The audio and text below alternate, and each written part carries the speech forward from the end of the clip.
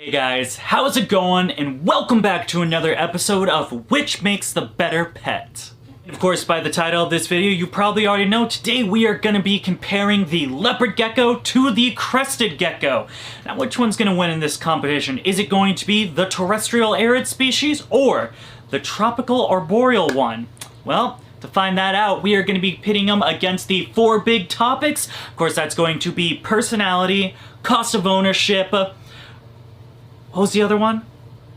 Oh, overall care, and then the recommended experience. But here's the kicker. We are actually going to be adding a fifth topic to this series. Of course, that one going to be the cons of the species itself. With that intro out of the way, let's dive into it. Who's going to win this round? And, oh, before that, let's roll the intro.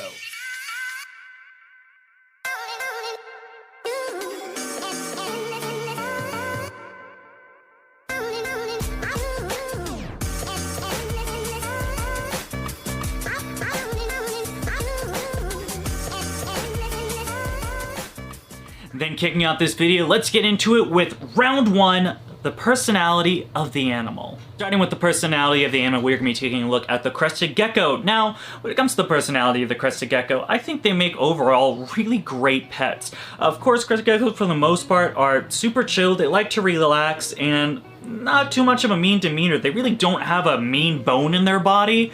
Any type of like aggression or defensiveness, you're not going to find any of that with the Crested Gecko. I find the only downside of the personality of the Crested Gecko is they can sometimes be a little bit flighty and a little bit jumpy. That's especially true when you're getting babies to juveniles. They do seem to calm down a little bit when they are adults. Of course, with that being, you know, some active handling and some socialization. If you leave a Crested Gecko alone for 6 months and it grows up, it's still not going to be a very good pet for handleability. However, with this guy, all in all, pretty good. Can be a little jumpy though, depending on the species, or depending on the animal, not the species. Pebbles is obviously really great, but some of them can be a little bit bad, and for that reason, we are gonna stick with an 8 out of 10 for the personality. But now switching things up, let's get into it. The personality of the Leopard Gecko. Now when it comes to the personality of the Leopard Gecko, it really does not get any better than this. Leopard geckos seem to be the ultimate beginner reptile. I mean, super calm, super relaxed, super adorable. I mean, just take a look at this face, man. You cannot get any cuter than a little leopard gecko face licking your knuckle. These guys are just fantastic. Really easy to handle. They're super calm. I've never had an issue with mine, just like, again, any defensive or aggressive behaviors. I mean, this dude's just relaxed on the palm of your hand and just wants to chill out. They are fantastic when it comes to the personality. All in all, when it comes to Leopard Gecko, I gotta give a 9 out of 10 for personality. Not a 10 out of 10. I don't think anyone will get a 10 out of 10 here because I am very harsh with judging and no one deserves a 10 out of 10. Except Tokay geckos. Tokay geckos are a 10 out of 10, even though they're not. Well, it does look like the Leopard Gecko took that round, only by 1 point though, so it is still anyone's game. We still got plenty of topics to go over, which really brings us into our next topic, which is going to be number 2, the cost of ownership. When it comes to the cost of ownership for the Crested Gecko, it really does not get any cheaper than this. For the most part, you can go pretty low, really as low as like $50 to $60 when it comes to the Crested Gecko setup, that being, you know, a 56-quart bin with some cocoa fibers, some decorations, and you're really good to go. The species tends to be really on the cheap end. There's really no need for supplemental heating unless you live in a very cold place. Room temperature at 73, 75 is perfectly fine for a Crested Gecko, and other than just some daily misting, there really isn't anything extra that is required for the species. That's not to say you can go a little out of pocket and get something nice, like a nice 18 by 18 by 24 Exoterra, maybe a Zen Habitat enclosure. Zen Habitat, link in description if you're looking for one. You can get a little bit pricey for them, but as far as the cost of ownership for what's prevalent for the gecko, it's pretty cheap. Now getting into the cost of ownership for the Leopard Gecko, again, really cheap. As far as everything you're gonna need for a Leopard Gecko, it's going to be basically a 40-gallon enclosure. You're gonna need some sort of heating element, whether that be an under tank heater or a basking light. Things like this, couple decorations, couple of hides to make them feel secure. All in all, pretty much on the cheap end, you're looking a little bit under 100, maybe a little bit over, somewhere between that line. So Well, it's not the cheapest animal out there, it's still pretty cheap. I think I'd give the leopard gecko somewhere around an 8 out of 10 when it comes to cost of ownership. Well, it looks like we have a tie here, boys and girls. Looks like it's really anyone's game. Who's gonna win this? The gecko or the gecko? We'll have to find out with our next topic coming in here, which is of course going to be number 3, the overall care of the animal. Getting into the care of the animal, again, real easy stuff. Could not get easier with the Crested Gecko. Again, no supplemental heating. They're fine at that room temperature. Even going down to their diet, these guys have a complete diet ready for them. Of course, going from like Pangea, Rapace, anything like that. They have pre-made diets, so all your supplementation and the dietary needs are in this one food that you just mix with a little bit of water and you're good to go. Really, the only thing that is somewhat difficult for the Crested Gecko would be really just humidity. Of course, you gotta spray those tanks once or twice a day, depending on, where the humidity is, where you are in the world. But other than that, very easy to take care of. Give them some branches so they're able to climb up, things like that, and really, you're good to go. All right, and now getting into the overall care of the leopard gecko. Unfortunately, this is the part where the leopard gecko seems to fall behind just a little bit. Now, don't get me wrong, these are very easy reptiles to take care of, and I do believe that the leopard gecko makes a great beginner pet. However, the care requirements for the leopard gecko are a little bit more difficult than the Crested Gecko. Of course, like I said earlier, you're gonna need some sort of heating element, whether that be an under tank heater or basking light. That's going to be needing to be set at the proper parameters to make sure that the animal has enough temperature to properly digest its food. With that being said, you're also going to need multiple hides, the warm side to make sure that he has a warm little hide on the cool end in case he wants to move, and then a moist hide to make sure that he's getting the humidity that he needs in order to properly shed. With that being said, you do not want the ambient humidity to be very large. These are an arid species. However, the humid hide is good for shedding, especially with the little toes. Now, not only that, the leopard gecko, also the diet requirements. Of course, these guys are going to be needing live insects. You're going to need to properly supplement them accordingly. So with that, they are a little bit more difficult than crested geckos. So even though the care is spot on and it's very easy, I am again going to have to go with an 8 out of 10 for the leopard gecko. Woo! And it looks like the Crested Gecko is now in the lead with only 1 point though. Still, really, I cannot stress this enough to you people. It is anyone's game. Anyone could win this, the gecko or the other gecko. But to really figure that out, we gotta get into the next category, which is going to be number 4, the recommended experience I recommend for the animal. Where are you going? We still got videos to make. We're almost done. So when it comes to the recommended experience for the Crested Gecko, I really think just about anyone can take care of and own a Crested Gecko. They're a very easy pet, their overhead costs are very cheap, and they just make fantastic pets.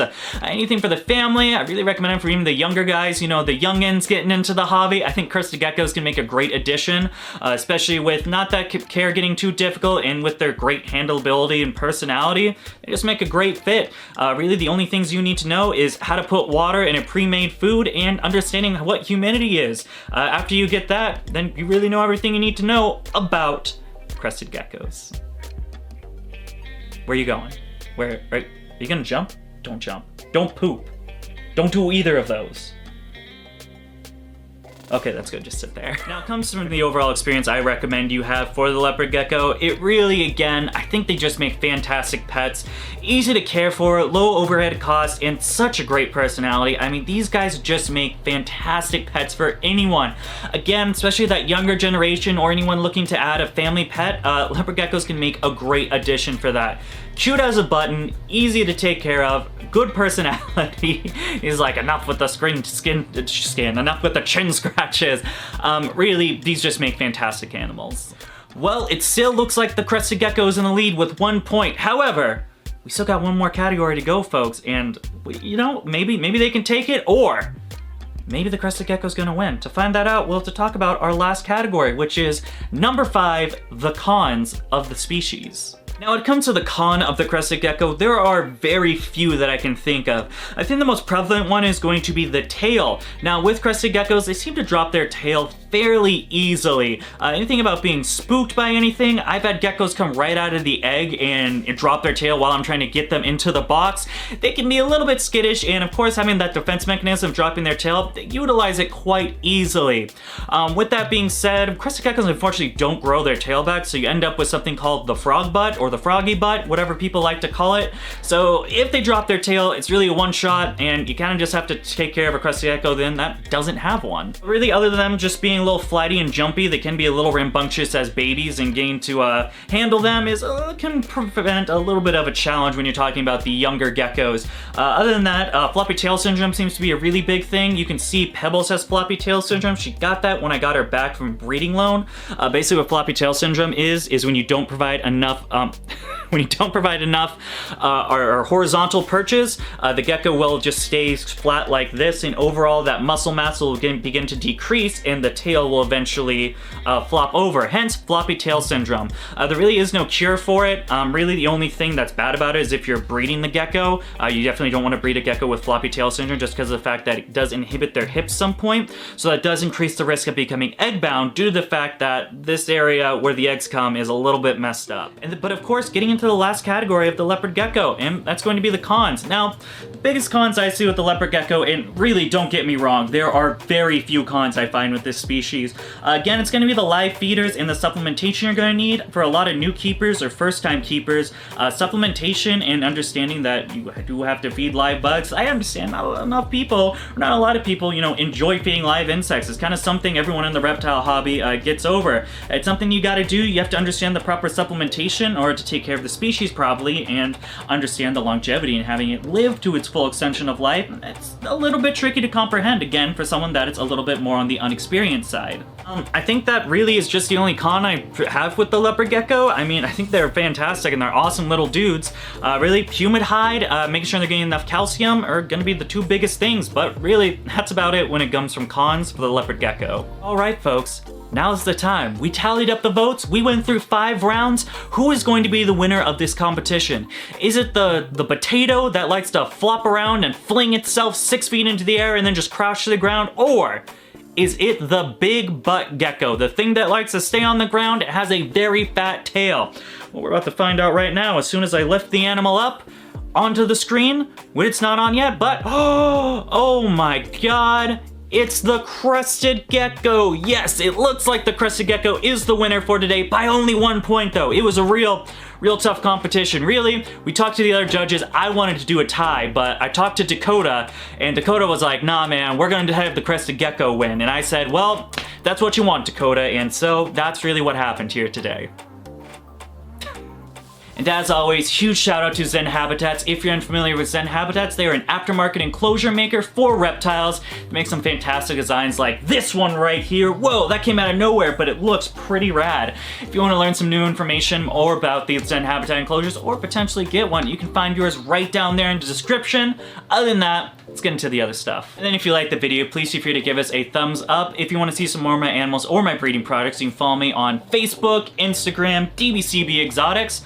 We're also on TikTok. If you like some cool, rad reptile shirt designs like these 3 right here, you can find those down there at Teespring, where we also have Patreon. Patreon.com/DBCBExotics, where you get the inside look at the business side of DBCB Exotics. That includes the plethora of breeding project designs I have going on, including tokay geckos, monitor lizards, crested geckos, crocodile skinks, other New Caledonian stuff like gargoyle gecko. We have a bunch of breeding projects. That means a bunch of cute little gecko pictures, a bunch of eggs. You get to see the first time when they hatch out. You get first dibs on the animals if you're a Patreon member, and a bunch of cool stuff like that. All starts as low as $1 a month. Your name also gets me outro. That outro, the same one that we're gonna roll right now.